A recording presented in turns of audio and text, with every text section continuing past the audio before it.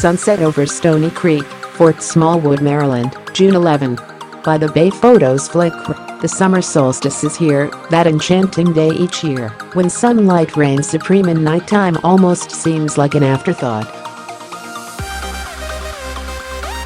It is the longest day and shortest night in the Northern Hemisphere, and traditionally considered the first day of summer, even if it has felt like summer for a while now.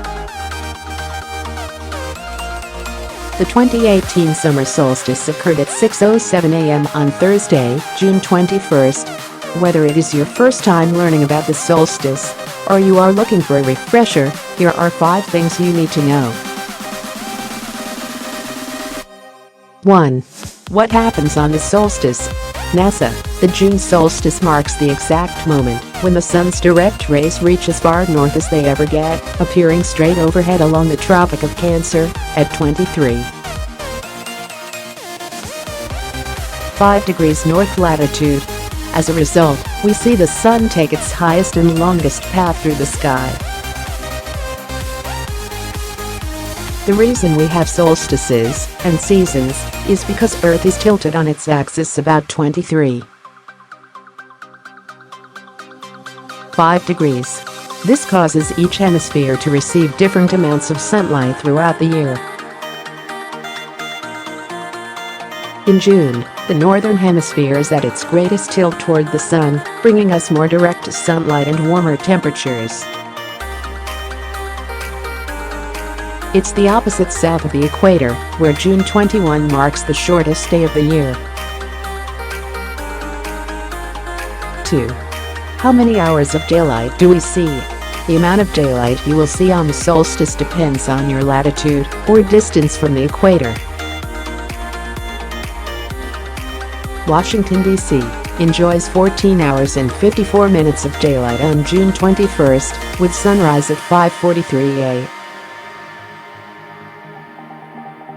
and sunset at 8:37 p.m. That is about 5½ hours more daylight than we see on the winter solstice in December. This map by Alaska-based climatologist Brian Brettschneider shows the number of daylight hours across North America on the longest day of the year, from 24 hours north of the Arctic Circle to less than 14 hours in southern Florida. Brian Brettschneider, 3. Is the solstice the latest sunset of the year? Not exactly. June 21 has the longest daylight period in the Northern Hemisphere, but in many places the latest sunset occurs several days later. Similarly, the earliest sunrise is usually about a week before the solstice. This astronomical quirk is the result of Earth's tilt and the fact we do not orbit the sun in a perfect circle.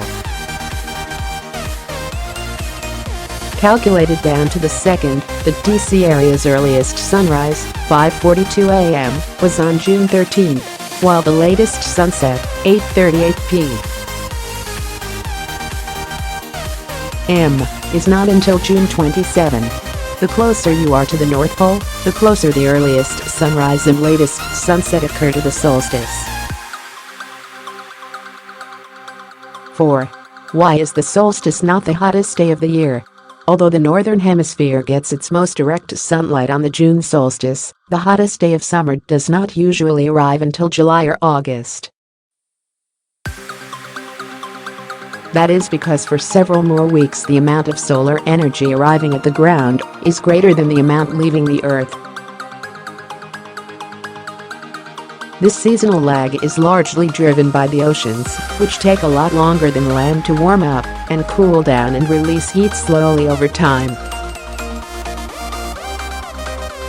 This map shows when the highest temperature of the year occurs, on average, across North America. In general, peak heat usually arrives in mid to late July along the East Coast, but not until August along much of the West Coast and areas near the Gulf of Mexico. Both Alaska and the desert Southwest typically experience their warmest days much closer to the solstice, usually in early July or even June. Proximity to water and prevailing wind direction are key factors that determine when summer heat peaks. 5. What's the deal with Stonehenge? Humans throughout history have celebrated the solstices with rituals such as bonfires and ceremonial dances to mark the passage of the seasons. Some ancient cultures, such as the Maya or the Aztecs, even built special monuments to mark the sun's changing path in the sky. The prehistoric monument of Stonehenge in England, Stonehenge, which was built more than 5,000 years ago in modern-day England, is perhaps the best known of these prehistoric landmarks. Some historians think the large circle of freestanding stones was once a solar calendar used to track the seasons. That is because on the summer solstice, the rising sun aligns perfectly with the structure's heel stone, positioned outside the structure's main circle.